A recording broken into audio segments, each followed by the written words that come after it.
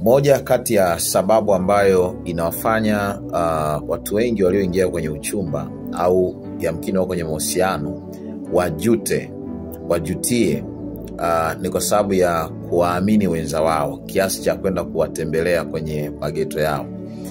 Kwenye Biblia kuna kisa kimoja cha Amnoni na Tamari. Tamari alikuwa ni binti ambaye walishare baba, lakini maandiko yanasema kwamba Amnoni alimpenda Tamari kiasi cha kuugua, yani akawa anaona kana kwamba hawezi kuishi bila Tamari.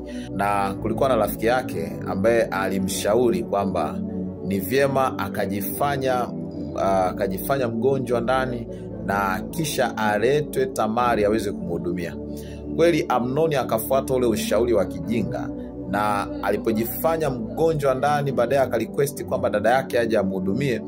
Sasa dada yake alipofika mle ndani, kwa sababu Tamari alikuwa shampenda binamu yake, ikabidi ambake huyo binti. Sasa binti alienda kwa lengo la upendo, kwa lengo la kujali tu kwamba huyu ni mtu ambaye ninaenda kumsaidia. Ndivyo ambavyo mabinti wengi wanaharibiwa maisha yao. Unaenda kwa lengo la kumsaidia kijana, unamhurumia kiasi cha kumfulia nguo, kuosha vyombo, kufanya kazi mle ndani, na unasahau kwamba yeye pia ana hisia. Zinaa ina tabia moja mbaya sana. Unaweza ukahisi kwamba kijana anakupenda, lakini kumbe ni tamaa za uasherati na uzinzi zinamsumbua.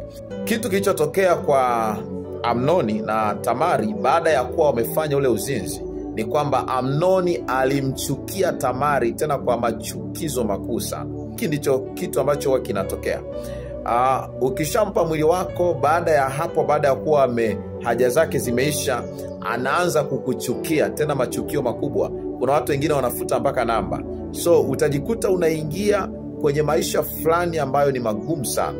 Utajikuta unaingia kwenye stress, utajikuta unaingia kwenye msongo wa mawazo, unakaa bila amani, unafikia hata unakata tamaa mpaka kuolewa. Unaona wanaume wote ni mbwa, lakini ni wewe mwenyewe ndiye ulijipeleka mle ndani. Kwa hiyo zingatia sana hiki ambacho nakwambia, usije ukajitoa ufahamu kujipeleka kwenye chumba cha kijana. Hata kama ni mtumishi wa Mungu anakwambia kwamba mnaenda kufanya maombi, hakuna maombi ambayo yanaweza kufanyika humo ndani. Hakuna kujali na kupenda kwa namna hiyo kwamba utamhurumia kijana kiasi cha kwenda kumsaidia au kwenda kupiga naye story katika chumba chake, katika geto lake. Jiepushe sana sana sana na tabia hiyo, na itakusaidia sana kwenye maisha yako. Mwisho kabisa, msimamo wetu bado uko pale pale kwamba zinaa haitatajwa kwangu. Mungu wa mbinguni akubariki. Shalom, shalom.